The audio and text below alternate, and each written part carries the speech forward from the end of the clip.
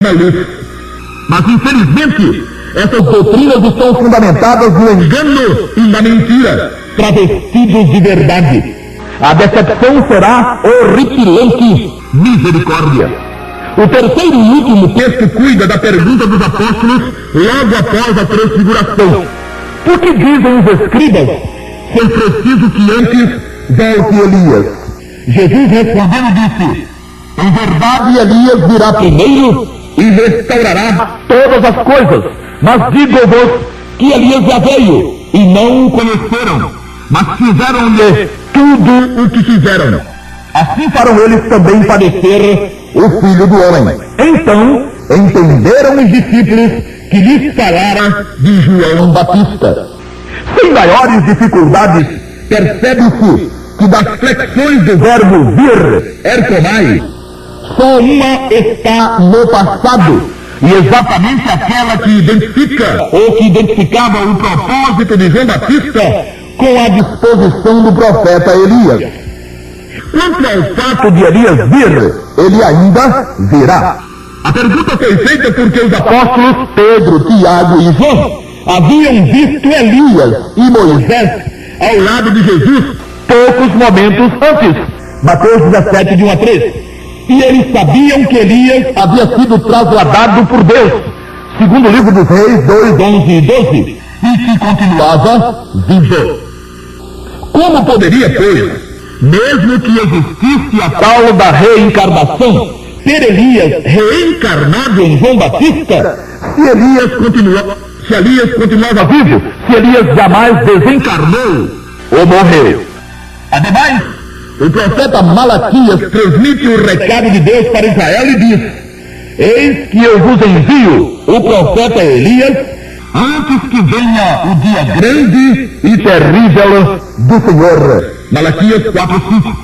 O grande e terrível dia do Senhor é escatológico, todo mundo sabe, ou seja, está no fim da história do homem sobre a terra, e nunca poderia ter acontecido há 2000 anos atrás, quando do ministério do Salvador. Pois ali, ao invés de grande e terrível, foi um dia em que a misericórdia do Todo-Poderoso se mostrou aos homens, e quando sua boa vontade foi derramada com toda a profusão, ou em toda a profusão. Lucas 2, 10 a 14.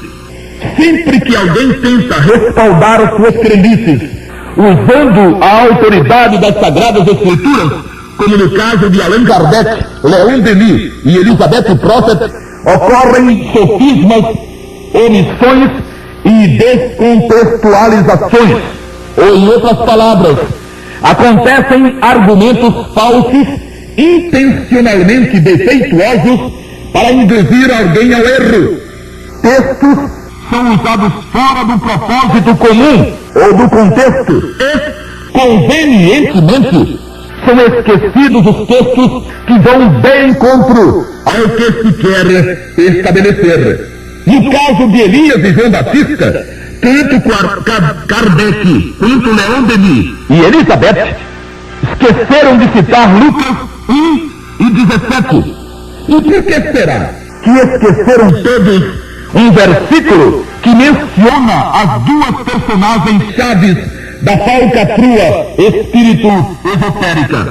Porque formiga sabe que roça come.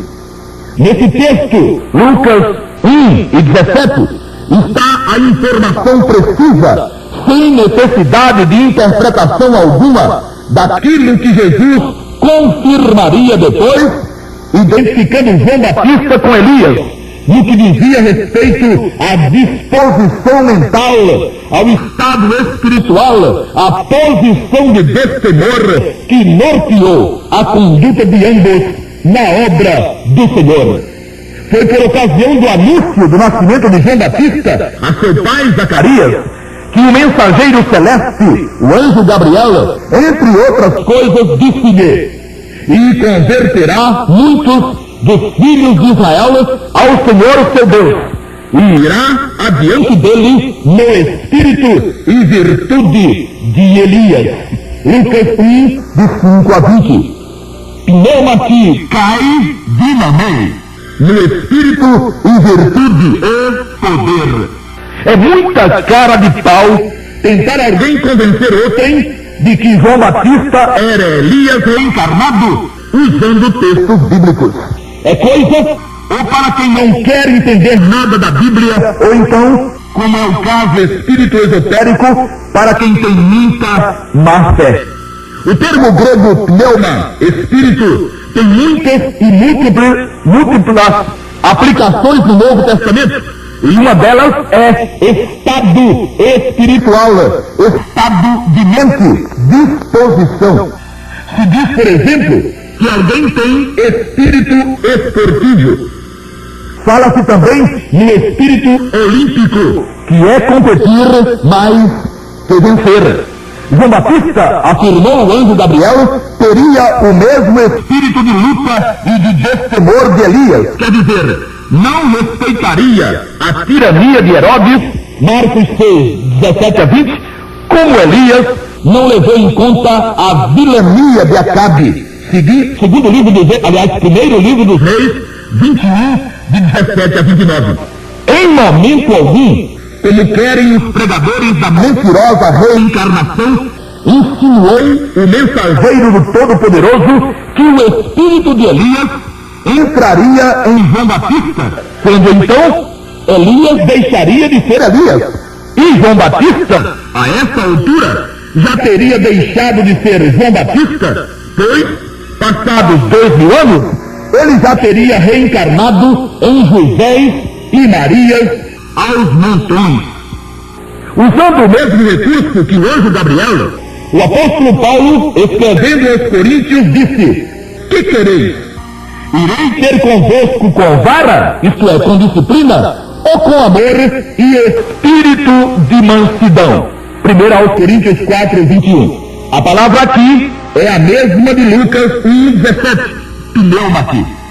E aos Gálatas foi a mesma coisa. Irmãos, se algum homem chegar a ser surpreendido na alguma ofensa, vós, que sois espirituais, encaminhai o Paulo com o espírito de mansidão. Gálatas 6 e 1. Já o apóstolo Pedro, aconselhando os reunidos sobre a forma como deviam se comportar e demonstrando que o mais importante no Filho de Deus não é o exterior, como roupas, enfeites, etc., escreveu: mas o homem encoberto no coração, no incorruptível trajo de um espírito manso e quieto, que é precioso diante de Deus.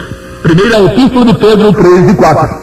Mentiram e mentem Allan Kardec, Leon Denis, Elizabeth Prophet e todos os outros que descaradamente afirmam ter Jesus ensinado e crido na reencarnação, pois que, como é possível constatar, nem o Senhor e nem nenhum dos apóstolos jamais fizeram tal afirmação. Que alguns judeus admitiam essa coisa é verdade, como os saduceus não criam na ressurreição, mas que tinham eles com Jesus, se nunca nele crerão. Quero um conselho, amigo ouvinte, de graça: preste atenção naquilo em que você está crendo. Você pode estar crendo numa grandíssima mentira. Não perca tempo. A bênção da salvação eterna está à sua disposição ainda hoje, ainda agora, já. Você pode passar das trevas para a luz. As portas estão abertas.